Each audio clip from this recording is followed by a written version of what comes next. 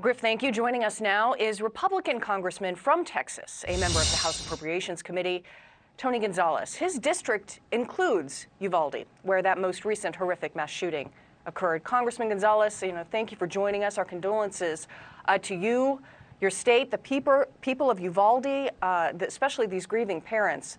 There has been a considerable amount of misinformation imparted by law enforcement. Early information that was walked back, Governor Abbott describing himself as livid over some of the bad info that he received. You had been told that the killer in this case had been arrested previously for plotting a school shooting. Now authorities say that's not the case, that there was 2 other juveniles that had been arrested years ago. Just your thoughts on the multitude of the false information that has been imparted, and how are you going to get to the facts? Yeah, good morning, Molly. Thank you for having me. This is day 5 post-event, and I'll be honest, I am emotionally drained. My community is emotionally drained. We've gone through a roller coaster of different emotions as we've tried to deal with this. As far as the information goes, the bulk of my information is on the ground from direct source, not through other channels. As far as, in 2018, there were 2 children that were apprehended that said they were going to have a gun shooting in 2022. We need to look into that more. I'm with you, with the rest of them. I'm very concerned with this variety of information being out there.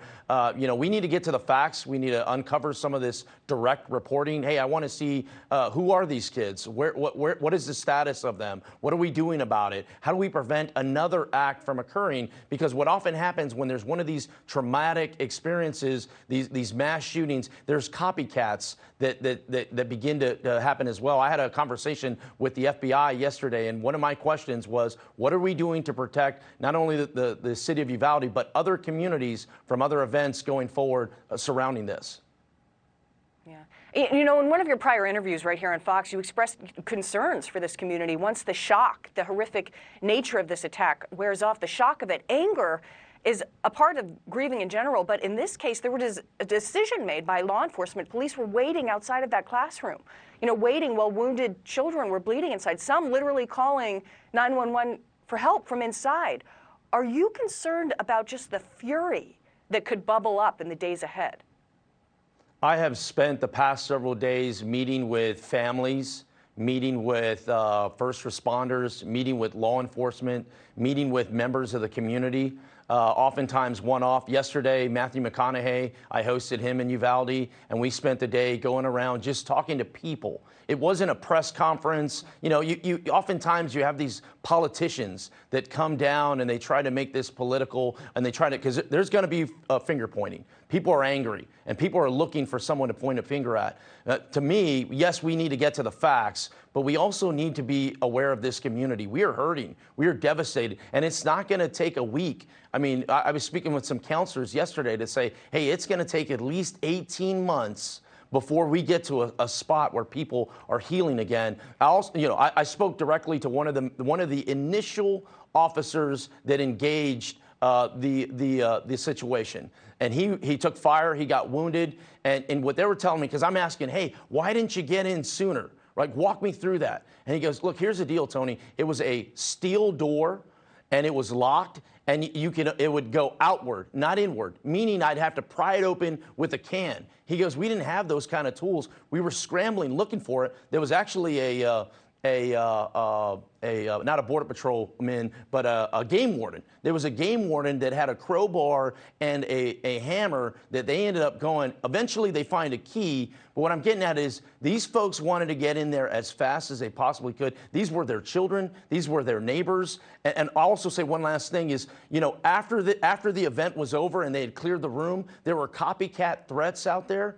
And there were folks, that were injured, that had been part of this, that went to other schools. Lieutenant Javier Martinez, one of the first people on the scene after the event, he goes to the Uvalde High School to protect that. Other agents went to elementary schools. These are our children in our community, and we can't lose sight of that. Yeah, there's a big question about what will be done to reach across the aisle. Do you have any thoughts on that? Yeah, this is a moment where all of us should go, wait a second here. Before we're Democrats and Republicans, I'm a father, like we're fathers, we're mothers. You know, I'm a son, I'm a daughter. I'm a son, but we have others that are daughters. You know, we all want safety in our schools. Everybody should be against, innocent children being murdered. That should be the starting point to bring us together. You know, I look forward to hosting President Biden tomorrow. I mean, these are conversations to go, look, how do we come together? How do we unite Uvalde as a point to bring this country together and have real discussions? Because I'll tell you, as this anger boils up in Uvalde, we are tired of the inaction. We want action. We want to make sure that, one, Uvalde doesn't happen again, but going forward, what can we do? I think it's an all of the above approach. Everyone should bring their ideas to the table. We should shake something out, and we should stop pointing fingers at each other and start going, what do we do to make sure our children are safe at school? And there are people waiting for those solutions, for those answers all across the country. Thank you so much, Congressman Gonzales. We appreciate your insight. Griff?